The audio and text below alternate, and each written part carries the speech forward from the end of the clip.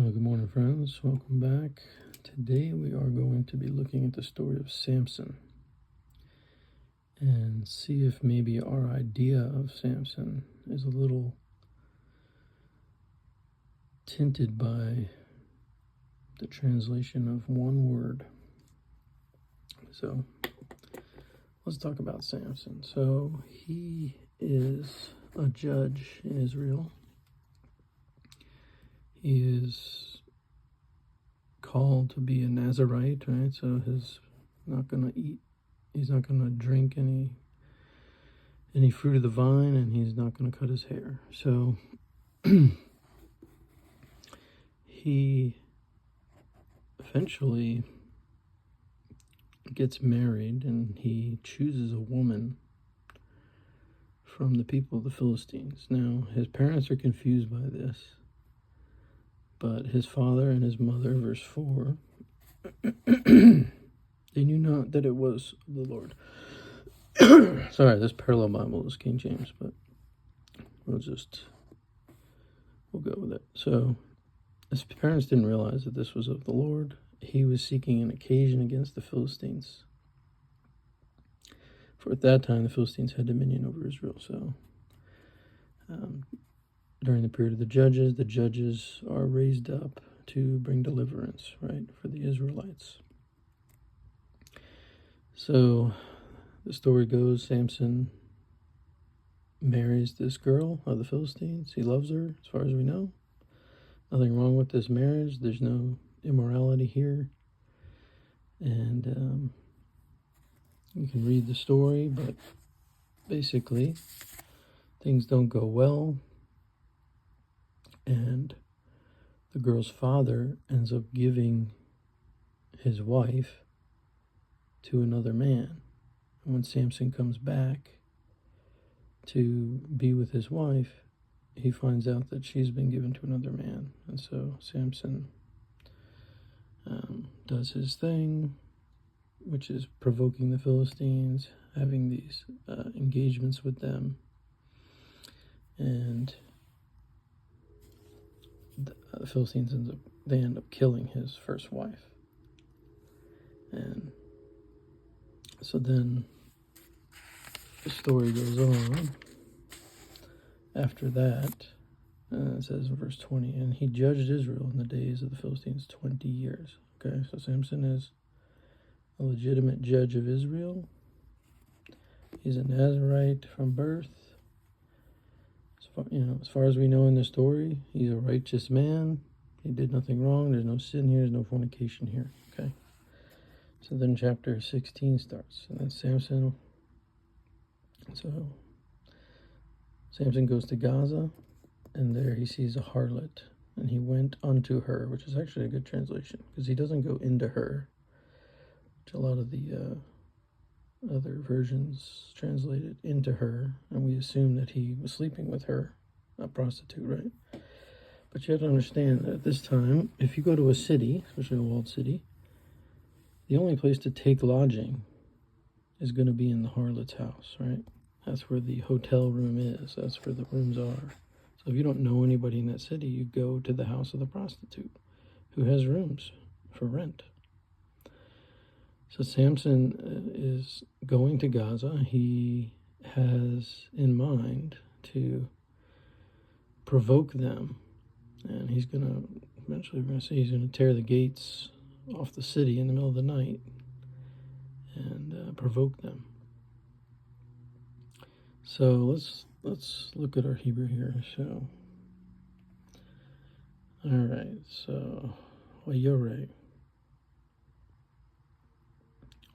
Sham Isha. So, and he saw there a harlot, right?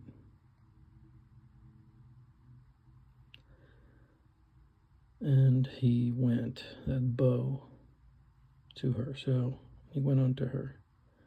So that doesn't necessarily mean he went into her in the biblical sense, but that's our Hebrew there. So let's take a look at another story. We're going to go to Joshua chapter 2. So Joshua son of Nun sent out of Shittim 2 men to spy secretly, saying, "Go view the land, even Jericho." And they went and came into a harlot's house named Rahab and lodged there. Okay, so let's take a look at this one here. So that's the word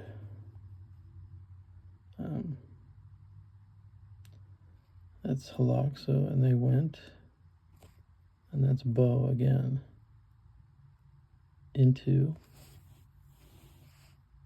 Beit, the house there, the harlot's house.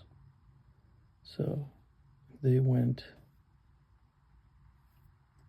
into the harlot's house. You can see it's the same word there, that bow. Right here.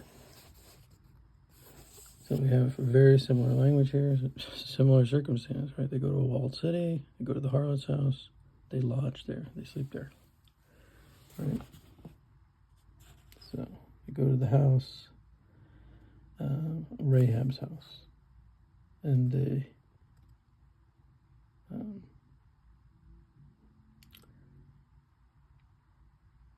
shakav, to lie down there. Okay, so very similar story, similar circumstance, nothing wrong here, nothing sexual here. All right, so that's what happens there with Samson. And then later on in the story, the story ends here in verse 3. Samson lay till midnight, so he's in the harlot's house. He rises at midnight, he takes the doors of the gates of the city, the 2 posts, and went away with them, bar and all, put them up upon his shoulders, and carried them up on the top of a hill that is before Hebron. Okay. And it came to pass afterward that he loved a woman in the valley of Sorek, whose name was Delilah. All right, now, so Samson's story is usually that he was a fornicator, he was sleeping with women of the Philistines, he was sleeping with harlots, and he falls in love with this Delilah, who's a woman who lives in the valley of Sorek, which is kind of between the Philistine territory and the Israelite territory. It really doesn't say anything about Delilah. It doesn't say that he's sleeping with her. It doesn't say that he's doing anything with her. There's nothing here about fornication at all. And again, this is the picture that gets painted of us, of Samson, because of these words. Just one little word, bow, into. Does it mean sex, or does it mean literally go into? And so I would suggest to you that the image that we've been given of Samson, who the Jews consider a great judge of Israel, he's a hero of the faith. He's not a fornicator. He's not a failure. He's a great hero. And we do see in the story of Delilah that he ends up telling Delilah that the strength that he has is in the hair on his head, and that if they cut it, he'll lose his strength and all that. And, to some extent, he did make some mistakes there and probably shouldn't have done that, but ultimately, that situation creates a situation where he is able to kill many Philistines, and ultimately that's what he was doing as a judge. He was helping his people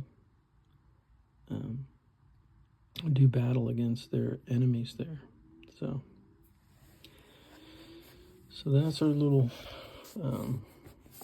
study for this morning. Story of Samson. I hope you can see Samson in the light of the context of the story properly, and not just jump to conclusions that Samson was a immoral man, that he was a fornicator of some sort.